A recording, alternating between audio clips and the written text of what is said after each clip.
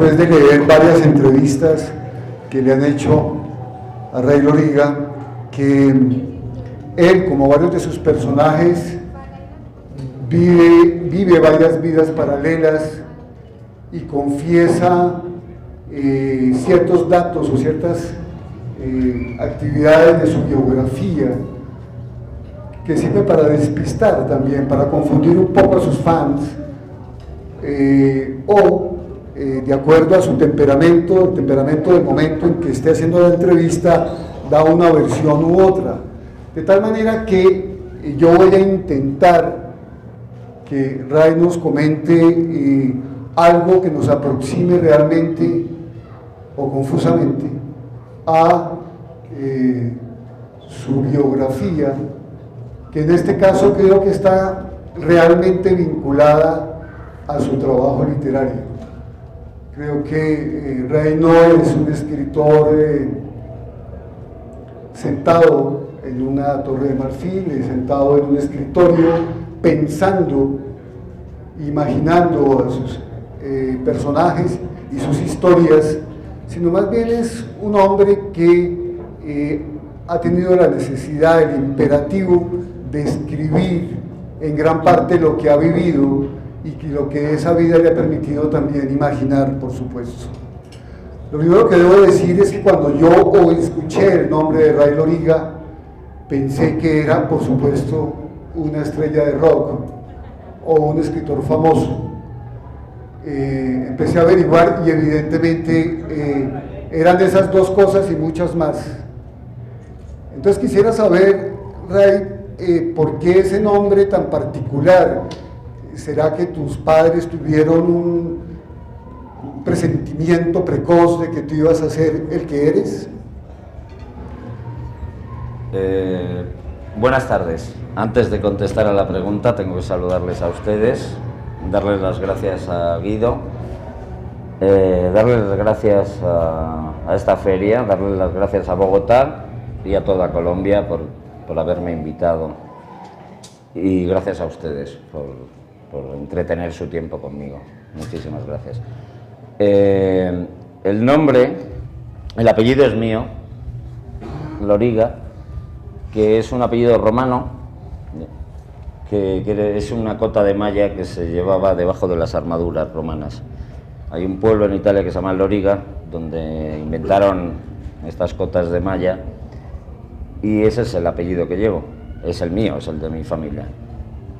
Siempre me ha hecho gracia el apellido porque pensé que por debajo de la armadura también había una camiseta de hierro, y eso me ha protegido mucho simbólicamente en la vida.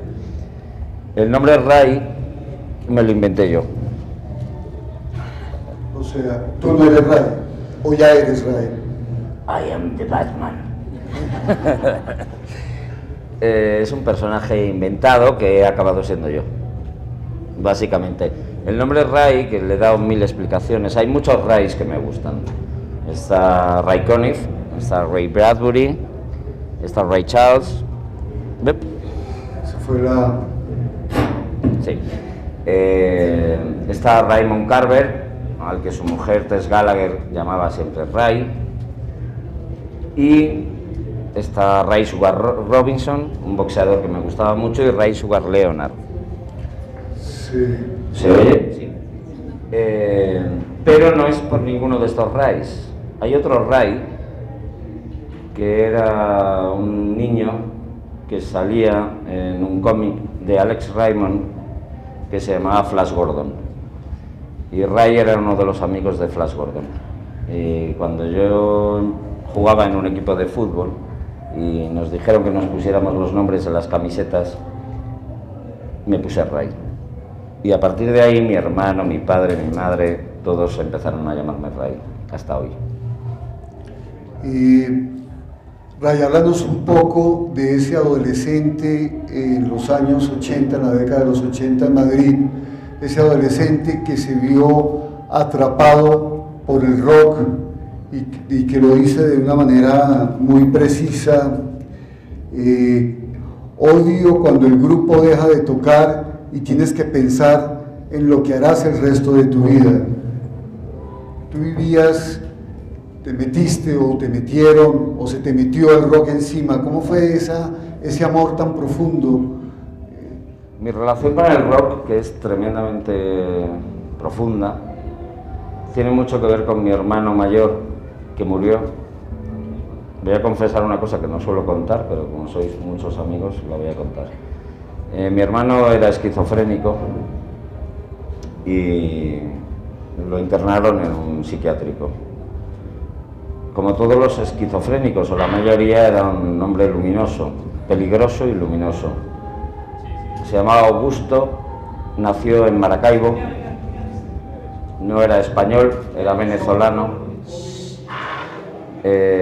Ni siquiera se llamaba Augusto Loriga, se llamaba Augusto Rodríguez, porque mi madre tuvo otro marido antes que mi padre, pero era mi hermano. Y mi hermano de Maracaibo, que en aquella época no tenía ni siquiera pasaporte español, era enano, sufrió muchísimo, un hombre acomplejado, y le encantaba el rock and roll. Y yo tengo otro hermano que se llama Francisco. Mi hermano y yo, Francisco y yo, nos llevábamos poco, dormíamos en el mismo cuarto y mi hermano dormía en el cuarto de al lado. Y yo siempre oía la música a través de la pared. Y oía a David Bowie, oía a los Rolling Stones, oía a Leonard Cohen, oía a Bob Dylan, oía a Jethro Tull, oía a la Electric Light Orchestra. Todo venía de la otra habitación. Cuando mi hermano lo ingresaron finalmente en un psiquiátrico, en el que por cierto acabó muriendo, me dijo: quiero que heredes todos mis discos. Y esa es mi relación. Por eso Héroes, por eso esa relación tan visceral con la música. Y con el tema de los hermanos también. Y con los hermanos. El tema de los hermanos, por supuesto. Cuéntame un poco cómo era ese Madrid de los 80, cómo estaba, porque evidentemente acababa de morir en el 70, a finales de los 70 estaba muriendo el dictador y yo supongo que empezó la fiesta de celebración que no sé cuántas décadas duró, pero ¿cómo era ese Madrid? La fiesta fue tan enorme que no había resaca, había muerte. Nos lo pasamos muy bien, tan bien que luego nos moríamos. Al principio siempre íbamos a las fiestas y luego íbamos a los entierros de los que se habían pasado en las fiestas. Llegó la heroína, hizo un daño tremendo en Madrid, un daño tremendo en el País Vasco, por cierto, infiltrada por la Guardia Civil para acabar con la ETA. Y la heroína era como la moneda de cambio común. Y por supuesto la cocaína, la mescalina, el LSD, había de todo. Fue una explosión, un efecto lógico, físico, de represión y expansión, ¿no? Cuando sujetas un gas durante 40 años que se llama libertad y de pronto abres la tapa, explota. Y ahí España, no solo Madrid, está Vigo, está Barcelona, está Cádiz, está Kiko Veneno, está Pata Negra, está toda Andalucía, está Murcia, está Extremadura, está Pamplona. Madrid era un epicentro de una historia que se expandió por toda España, que se llamaba Libertad, y que, como todas las cosas buenas, conlleva ciertos riesgos. El riesgo fue el exceso, y no el exceso de ideas, que eso nunca es malo, el exceso de agotamiento. El hígado soporta lo que soporta, y la heroína es lo que es. Y entonces, bueno, empezó siendo muy divertido y acabó siendo un poco triste. Tú eres un sobreviviente de esos años. Sí, porque yo lo pillé más joven.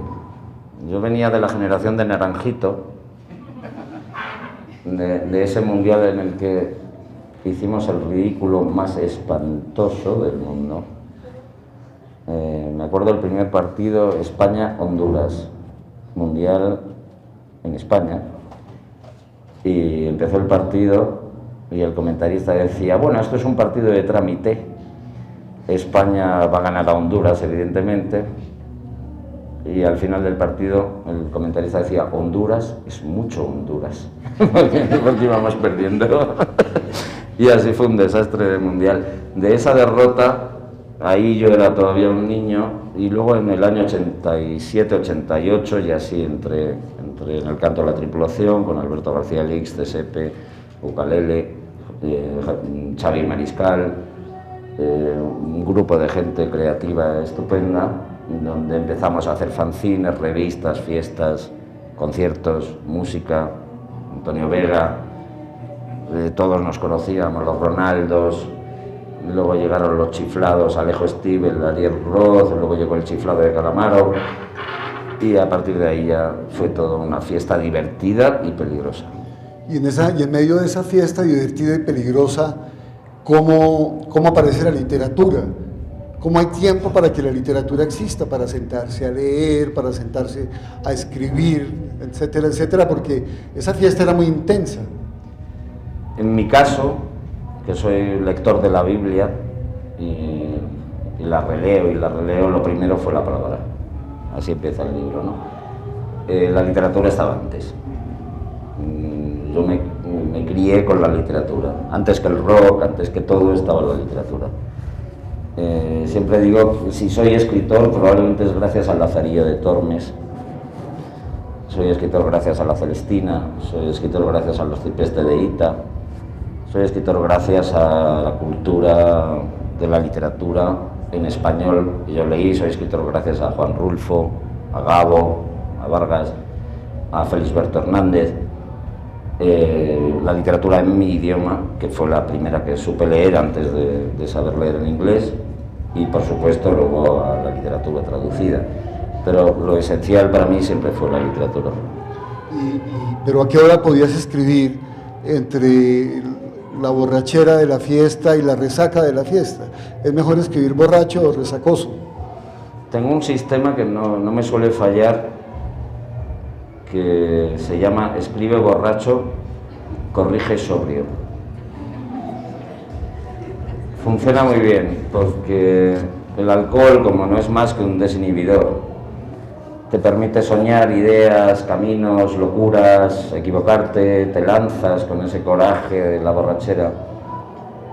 Y luego con la gran resaca, la pesadumbre del error del día anterior, es el momento de sentarse a corregir.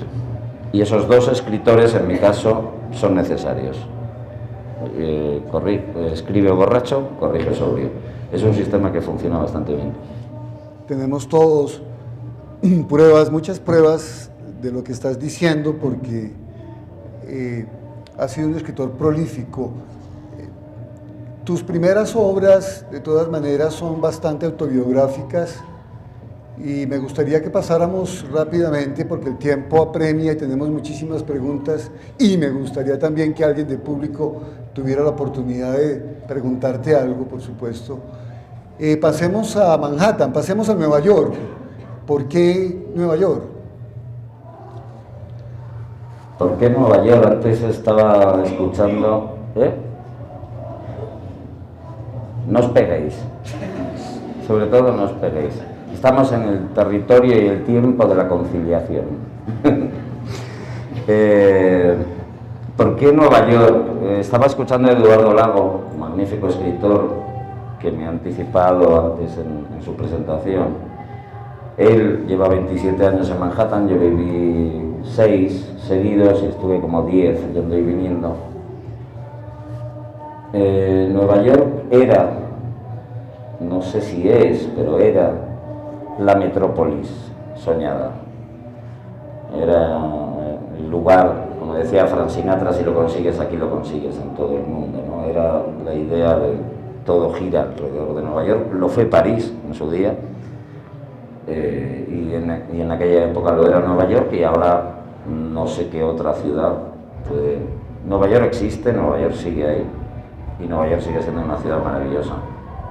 ¿Por qué Nueva York? Nueva York reúne muchas cláusulas, es una ciudad maravillosa entre dos ríos grandes. Para un madrileño, que es una ciudad sin ríos, sin montes, sin mar, sin nada, Nueva York es Es una ciudad con aguas por los dos lados, con una cultura fascinante, donde se junta casi todo lo que sucede en el mundo. Y a la edad que yo fui, sin hijos todavía, era la ciudad en la que pensé que sí puedes, si tienes la oportunidad había que estar. Tiene también otra razón, que es que yo no hablo otro idioma que no sea el español que el inglés. Si a lo mejor hubiese hablado ruso me hubiera ido a Moscú. Si hubiese sabido francés, que no sé, y me arrepiento, a lo mejor me hubiese ido a París. Si supiese alemán, me hubiera ido a Berlín. Pero como solo me manejaba en inglés, era el sitio ideal. De contraste estuviste con Allen Ginsberg y con muchísimas figuras de esos años en Nueva York. Coméntanos un poco de ese ambiente neoyorquino, de esos personajes que estaban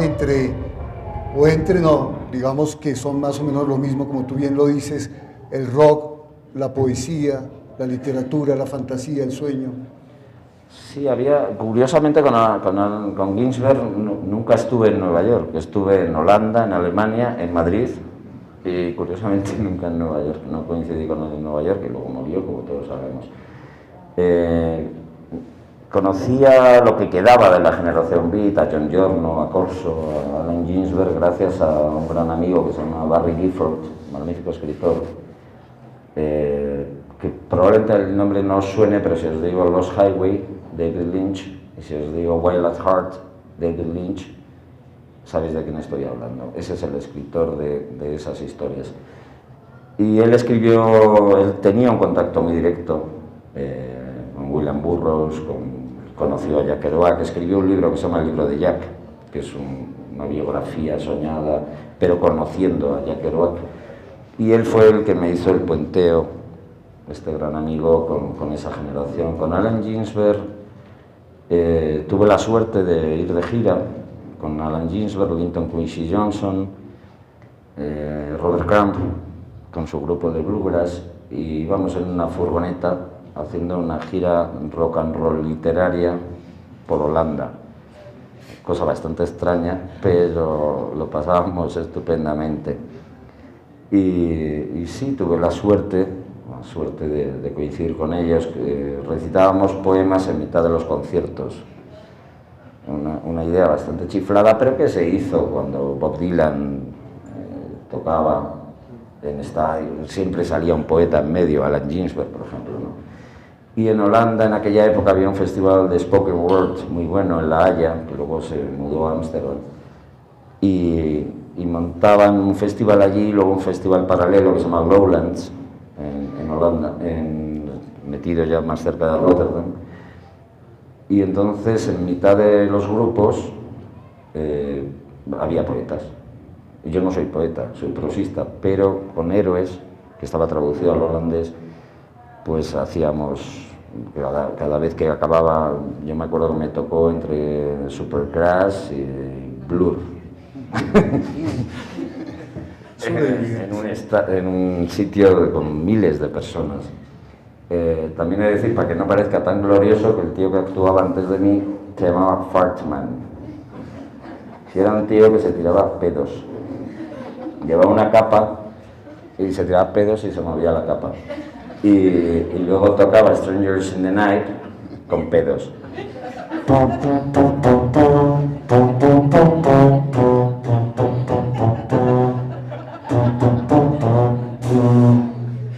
Y luego me daba el micrófono y decía, ahora tu poesía.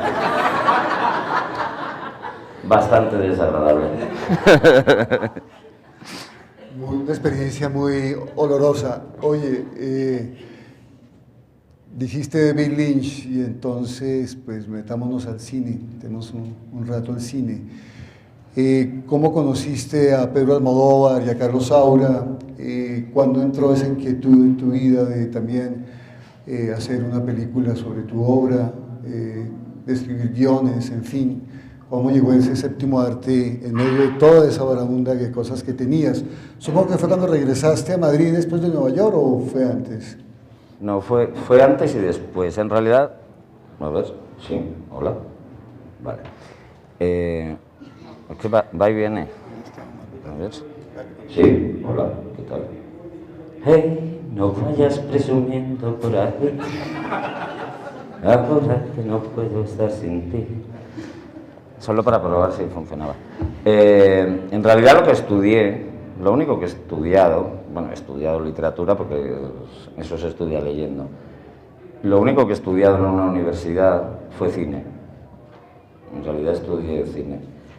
Y siempre tuve el sueño, la ambición, el deseo, el anhelo de trabajar en el cine.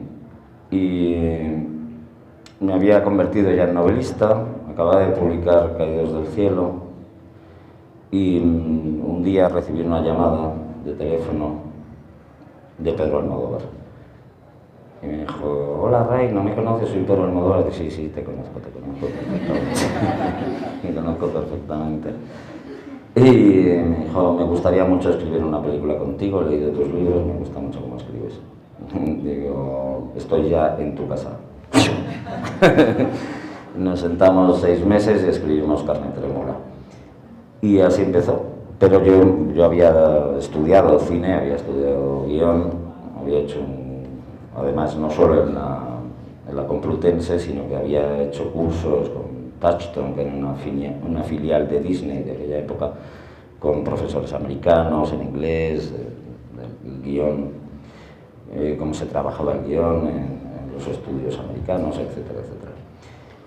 Y Pedro me dio la rampa de salida, y claro, si empiezas con Pedro Almodóvar, vas niquelado, como decimos en España, ¿no? Y tengo la suerte de haber hecho una película con Pedro Almodóvar y una película con Carlos Saura, que son palabras mayores, ¿no? Son los directores que más me gustaban. Y lo de Carlos fue distinto. Yo escribí el guión y hice el guión de Porturraco. Los crímenes son unos crímenes de pueblo que pasaron en España en el año 92. No es España negra, sino España moderna, porque sucedió durante las Olimpiadas. Pero te retrotraía al horror de la España profunda, del odio visceral, pero no solo de España, sino del rencor que existe en España y fuera de España, el rencor como sistema de vida. Y me interesó la historia, era tan ajena a mí, cuando me la ofrecieron, me pareció, yo acababa de llegar de Nueva York, de hecho estaba en Nueva York cuando me la ofrecieron, y dije, pues encaja perfectamente Manhattan Porturraco. Es un viaje larguísimo y es perfecto. Y escribí el guión, hablé con el productor, le gustó el guión y me dijo, ¿ya qué director ves tú? Y dije, por supuesto, Carlos Saura. Se lo mandamos, Carlos me llamó y me dijo, vamos a rodar mañana. Y así fue. Y empezaste. ¿Y cómo era ese Madrid que encontraste después de viajar a Nueva York? Ese coletazo quizá final de la famosísima movida madrileña. Pues lo escribí en su día en el periódico El País. La sensación que tuve, pusieron en la Plaza de Colón una bandera inmensa de España, que no estaba cuando yo me fui. Aznar era el presidente del gobierno. Y escribí un artículo en El País, que no recuerdo entero, pero decía, las banderas cada vez son más grandes y las personas cada vez más pequeñas. Me quedé aterrado, sinceramente, al llegar. Y todavía no he superado el asombro.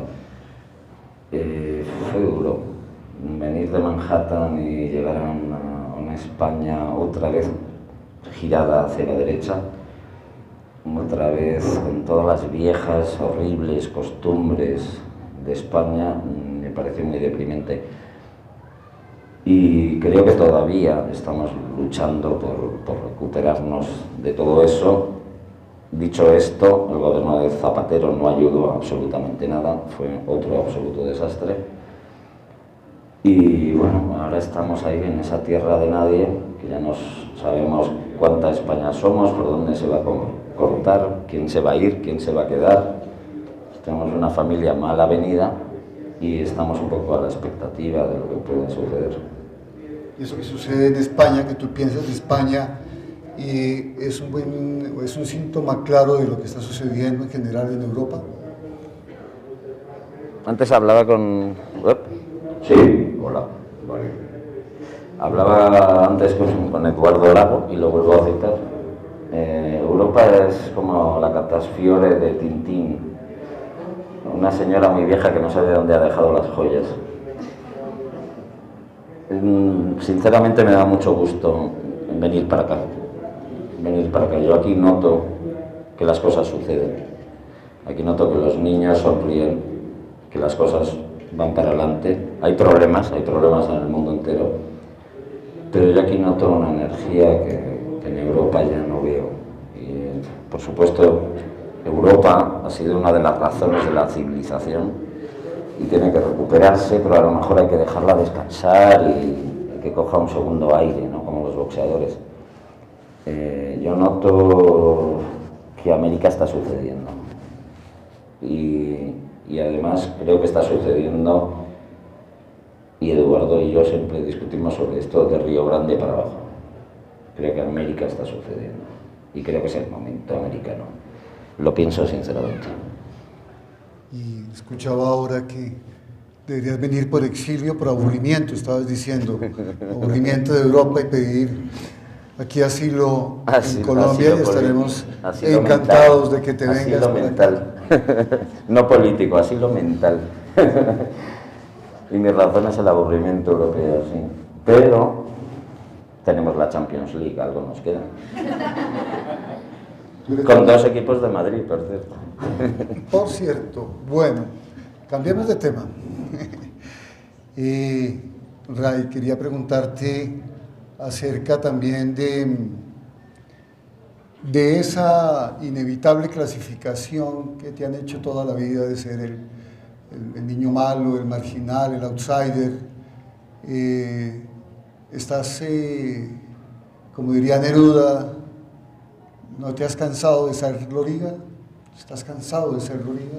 Sí, lo he dicho varias veces ya, además está publicado y lo dije en la entrevista. Me inventé a Ray Loriga y ahora me he cansado de Ray Loriga, es evidente, ¿no? Pero me queda otra vuelta y otra vuelta y otra vuelta. Siempre he seguido un consejo de uno de mis escritores favoritos, que además cantaba lo que escribía, que se llama Noel Coward, magnífico escritor de teatro y de canciones. Y tenía ese precioso consejo para artistas y comadrejas, que decía: nunca salgas 2 veces por el mismo agujero. Y es lo que he hecho toda la vida, salir por un sitio donde nadie me esperaba. Antes tú en tu presentación, que me ha gustado mucho y te agradezco, has hablado de La fuga, uno de mis personajes favoritos de la historia, uno de mis superhéroes mentales, era Houdini, el tipo que siempre se ataba para volver a escaparse, ¿no? Hasta el día que no pudo escaparse más. Esa es un poco mi manera de pensar en este oficio, es decir, invéntate una situación, consíguela y luego huye.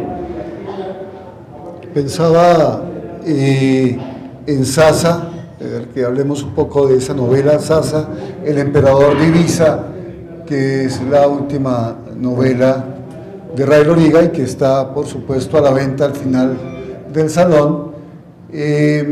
Y Sasa es un personaje también que, como tú, como acabas de confesarlo, está agotado, está cansado, está, digamos que enemistado relativamente con su pasado, quiere dejarlo, no le interesa, creo que el único propósito que él tiene en la vida es estar tranquilo. ¿Y estar tranquilo qué significa? Leer la prensa deportiva, enterarse de cómo va el Manchester, cómo va el Real Madrid, este tipo de cosas. Cuéntame un poco cómo es esa creación de ese personaje Sasa, de esta comedia disparatada y maravillosamente humorística, como es la literatura más reciente de Ray. Pues Sasa nace... Este micrófono está idiota. Y yo también. Hola. Sasa nace de una idea de una escritora que adoro, que se llama Marguerite Duras, que adoro tanto que me recorrí todo el río Mekong hasta encontrar su casa, cuando ya había muerto, ya por supuesto.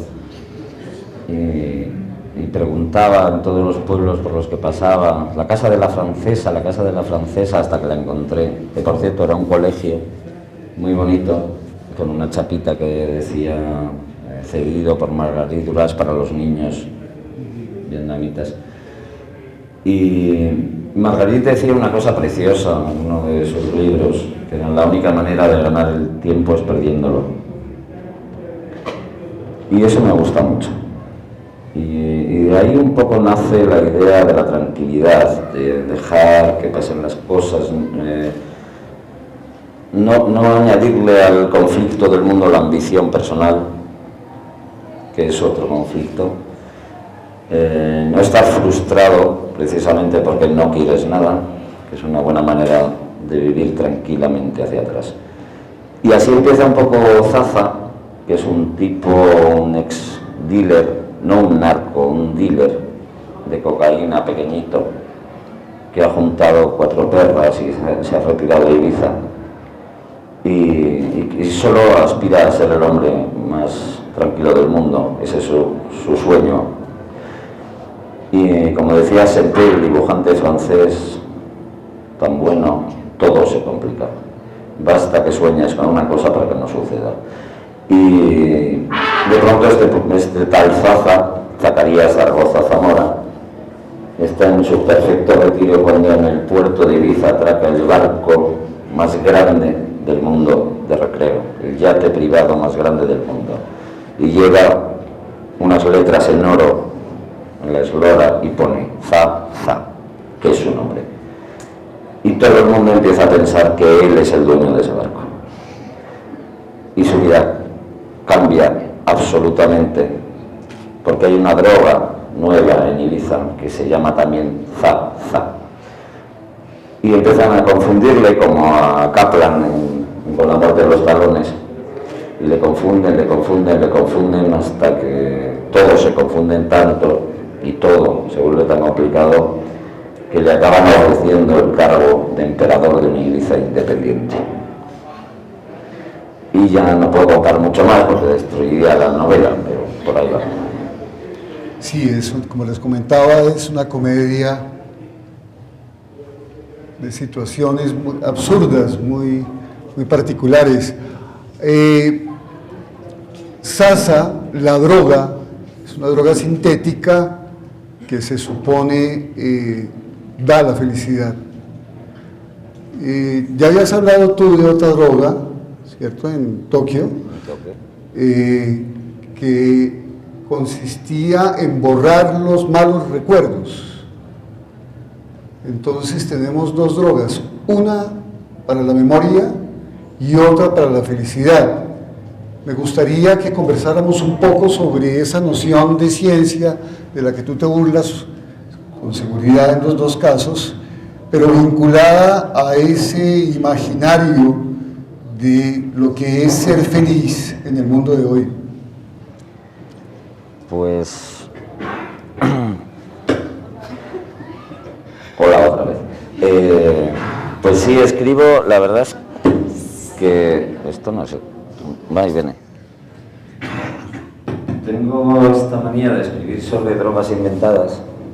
Me parecen como posiciones poéticas, metafóricas, interesantes. No soy el primero en inventarlas, ahí está Soma, ¿no? Está Huxley, y por supuesto no me lo he inventado yo. Está el orgasmatron de Woody Allen, en fin, hay un montón de ejemplos. Pero sí me gustan las posibilidades poéticas, por ejemplo, de la droga de Tokio ya no nos quiere, una droga que te permite eliminar los malos recuerdos, elegir la memoria.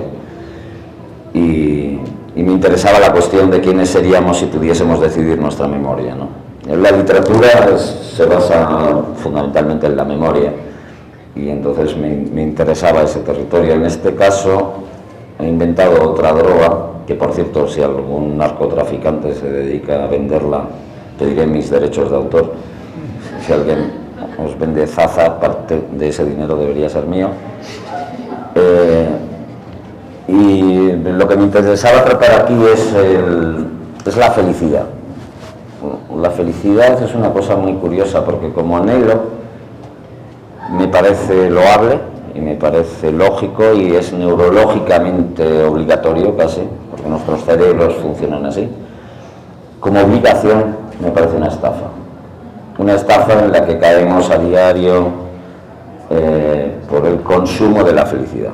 Es decir, nos obligan o nos obligamos, porque me gusta decir nos obligamos, porque aquí no hay un malo de James Bond acariciando a un gato que trabaja en Spectra. La maldad somos nosotros, somos todos.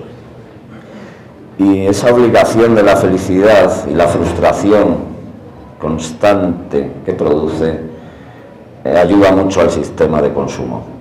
Es decir, usted no es feliz porque no es flaco, usted no es feliz porque su coche es pequeño, usted no es feliz porque es calvo, usted no es feliz porque no está en forma, usted no es feliz porque no tiene una tableta, usted no es feliz porque no ha leído, usted no es feliz porque su equipo no gana. Y así te van vendiendo productos uno detrás de otro en el abuso del sueño absurdo de la felicidad. Sobre eso es sobre lo que me interesaba mucho tratar en este libro. Sí.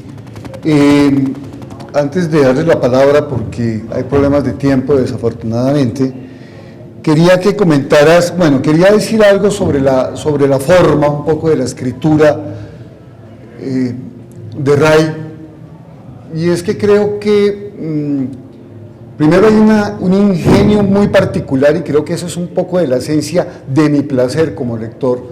Hay un ingenio particular en la construcción de las frases, que yo diría que va de esa inteligencia del copy publicitario, con una frase eficaz y precisa, hasta ese abanico que terminaría en un aforista, con pensamientos más sesudos, si se quiere, y no es difícil, y tengo pruebas aquí en mis libros, no es difícil que uno tenga que estar subrayando permanentemente muchas de las frases de Loriga. Es impresionante la capacidad que tiene de construir frases inteligentes. Por otro lado, es fascinante, los diálogos son fascinantes. Creo, en gran parte, que se debe a tu formación como guionista o a tu trabajo como guionista y a tu gran conocimiento del cine. Eres un cinéfilo, sin duda. Y tercero, por supuesto, el punto de vista, ese gran punto de vista que es mirar lo absurdo del universo con esa mirada irónica, siempre burlándose, poniendo en tela de juicio lo que todo el mundo entiende como verdad absoluta, como convención social, religiosa, política, etcétera, etcétera. Y me gustaría que nos comentaras muy rápidamente, Ray, ¿cuál es tu apuesta poética en el sentido más amplio y general de la expresión? Cuando te sientas a escribir, ¿qué pretendes? ¿Qué buscas? ¿Cuál es tu pelea con las palabras? Primero, gracias por todo lo precioso que has dicho, que me he quedado impresionado.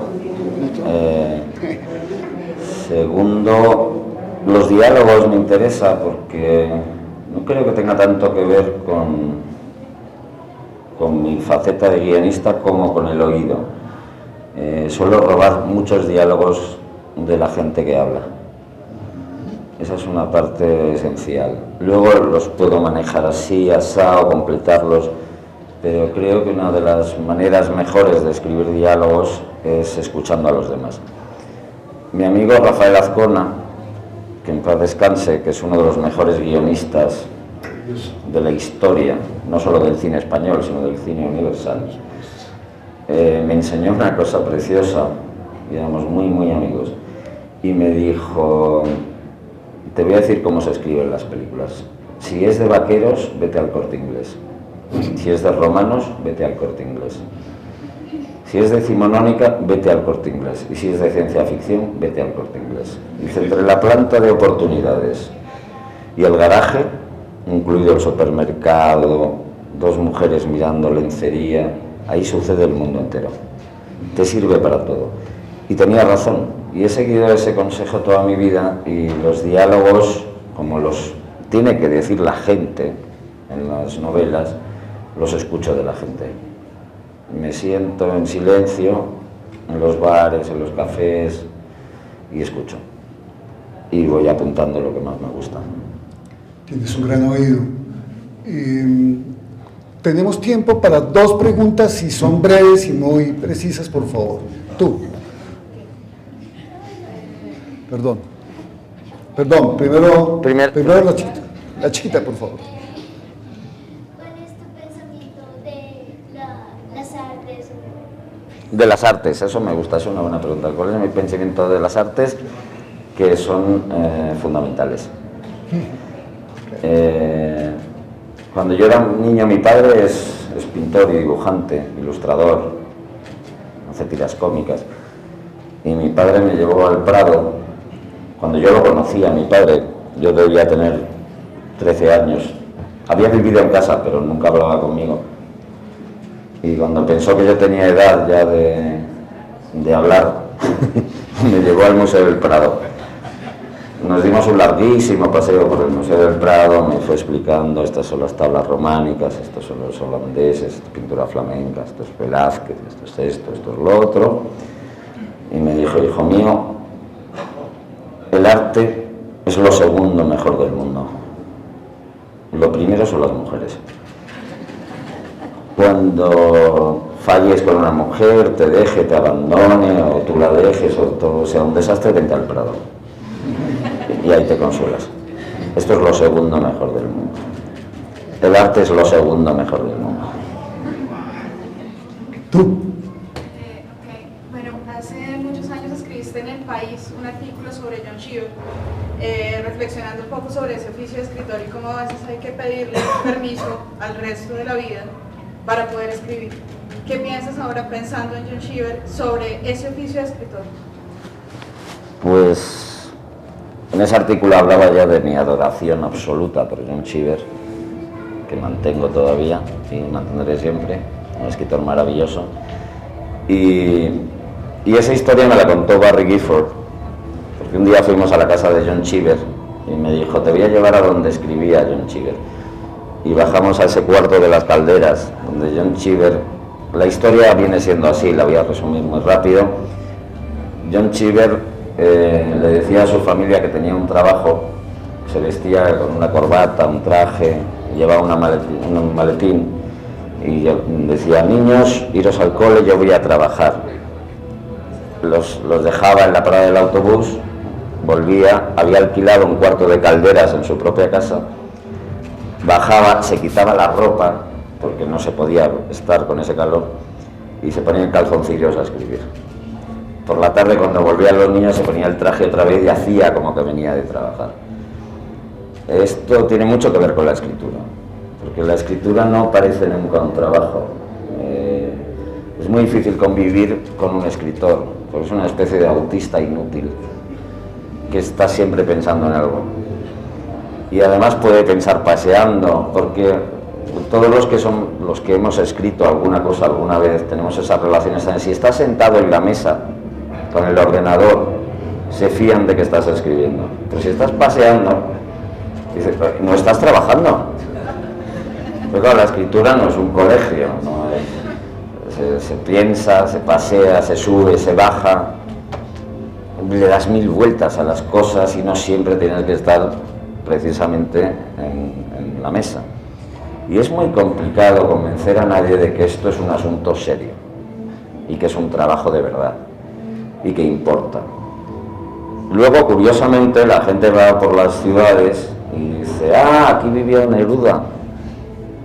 Y nadie recuerda a un ministro de Agricultura, a un ministro de Hacienda. Y la gente sí recuerda a los escritores. Y este país es Gabo, y otro país es Vargas Llosa. Y la gente sí recuerda a los escritores. No recuerda la importancia de lo no importante que se cree muy importante, como por ejemplo los políticos, de los que nadie se acuerda nunca. Te puedes acordar de Churchill porque ganó a Hitler. Te puedes acordar de Stalin porque mató a mucha gente. Te puedes acordar de Hitler porque mató a todos los que pudo. Pero los políticos, los ministros, los funcionarios se olvidan. Y sin embargo los escritores le dan nombre a los lugares, le dan nombre a las cosas, le dan nombre a la vida que vivimos. Entonces ese es un asunto muy serio y muy divertido a la vez. Y es un asunto importante. Quizá una última pregunta, Ray, es acerca de... Aló. Es acerca Nosotros te tomamos la palabra muy en serio de que te vengas a vivir a Colombia. Me gustaría muchísimo saber, un aplauso para que se venga, se entusiasme, se lo toma en serio. ¿Qué otra idea tienes sobre tu futuro, aparte de venirte a vivir a Bogotá? Una vez acepté mi petición de asilo mental por aburrimiento europeo, que tendrá que pasar por el Tribunal de la Haya o algo así. Mi futuro no tengo ni idea, sinceramente. Estoy peleando con una novela, vuelvo a citar Eduardo Lago y ahí coincidimos, lo he dicho antes. La próxima novela siempre es un misterio, a veces crees que la estás escribiendo y luego la destruyes o luego se muere sola, y solo puedo pensar en la próxima frase, en el próximo libro, en lo próximo que escriba, no puedo pensar más lejos que eso, y en el día 24, cuando espero que el Real Madrid gane la 10ª Copa de Europa. Esperamos que no pase por el Tribunal de la Haya, porque a nosotros nos va muy mal con ese tribunal. Bueno, un aplauso y muchas gracias por su presencia.